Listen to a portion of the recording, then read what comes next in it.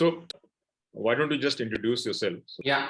So Chartered Speed is a family business that was founded by my father back in 2010. We are a passenger mobility company and we do everything around mobility of people.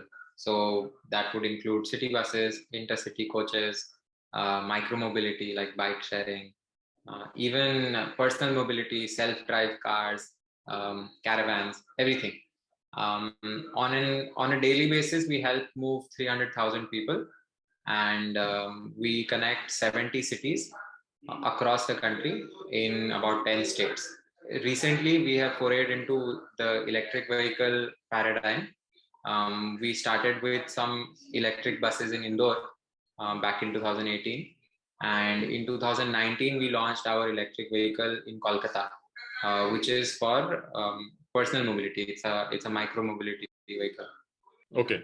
So tell me, so this journey, which started, if I remember correctly, from the Ahmedabad BRT, especially in the urban mobility.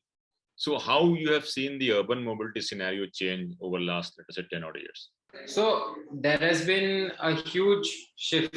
I mean, 2010 was, I think, just the beginning of PPP in public transport. From 2010 to 2020, we have seen that urban mobility has completely shifted from being a government-run and sometimes a dilapidated kind of a system to now it is private-run. Governed by the city authorities, of course. And in 10 years, I think the quality of everything from the buses to all the modes of transport has increased a lot. The quality of service has increased a lot. And that also speaks in terms of the ridership that has increased across all cities.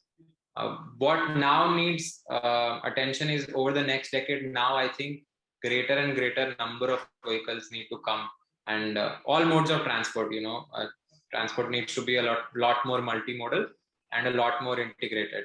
Is that conventionally public transport and transport in general were driven by internal combustion engine, but that is beginning to change, and there's a lot of interest around EVs. So what has been your understanding and participation on the EV front, especially? EVs are a game changer for public transport. Everything changes with this with the electric vehicle. So there's about maybe 15% or 20% or 20% of the moving parts that are in an ICE engine. There is absolutely no vibration when compared to an electric vehicle. So there's a huge difference in terms of the comfort and the kind of journey that you can provide to your customers. The same kind of disruption is coming in the two-wheeler segment, two-wheeler and three-wheeler segment. The huge push from the government in terms of not letting prices of fuel come down has accelerated this journey towards alternative fuels, especially electric. We are running 40 electric buses in Indore since the last 3 years. There are several challenges, of course, because it's a new product. There is problems with range. There's also problems with operations. You need to perfectly time whether it has to be during off-peak. You need to bring the vehicle back only when it's close to the depot. So the vehicle needs to be planned in such a way that when it's at a lower battery percentage, it needs to be close to the depot and not at some far off endpoint in the city. So there are certain challenges, but of course, as long as we keep trying and trying to refine this, I think something very good will come out of it. And we do both personal mobility and also last mile deliveries. So last mile delivery, we have recently launched a project in Mumbai in association with Adani Electricity, where we are using their substations as space and the source of power for all these bikes. And we are then partnering with several delivery partners like Swiggy, Zomato, Dunzo, so that they can do unlimited deliveries during the day, as long as they can always come back and change the vehicle if the range is low. And we basically do a vehicle swapping kind of a model for them. And on the personal mobility side, we have about 500 electric mopeds in Kolkata. Interestingly, you mentioned about the delivery. So was it a conscious effort, or it's some opportunity which came up because of the COVID, and that made you shift to also look at the delivery segment? Traditionally, all passenger mobility, all urban mobility has been some or the other way, it has been funded by the city. So there has always been a need for viability, because it is not a reliable source of profitable, income.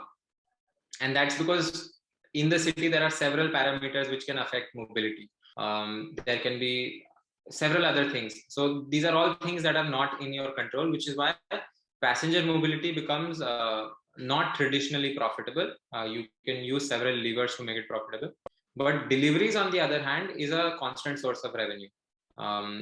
Regardless of whether, whatever happens in the city, if somebody has ordered, then he needs his package, he needs his parcel.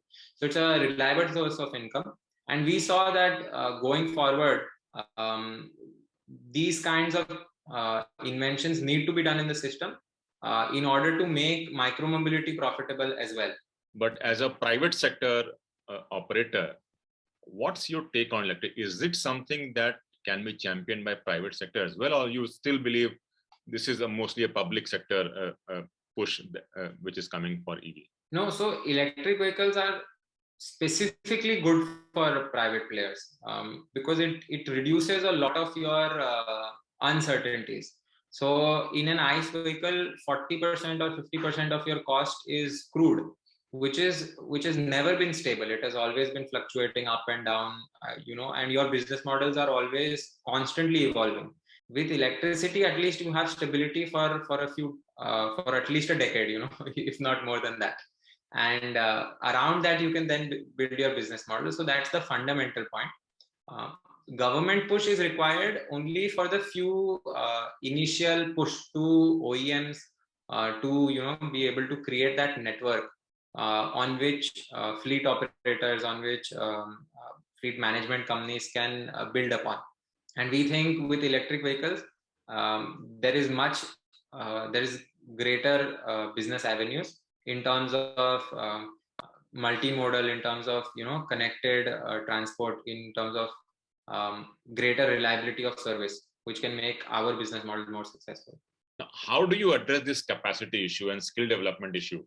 And is there something that private sector should do to kind of look at this EV transition?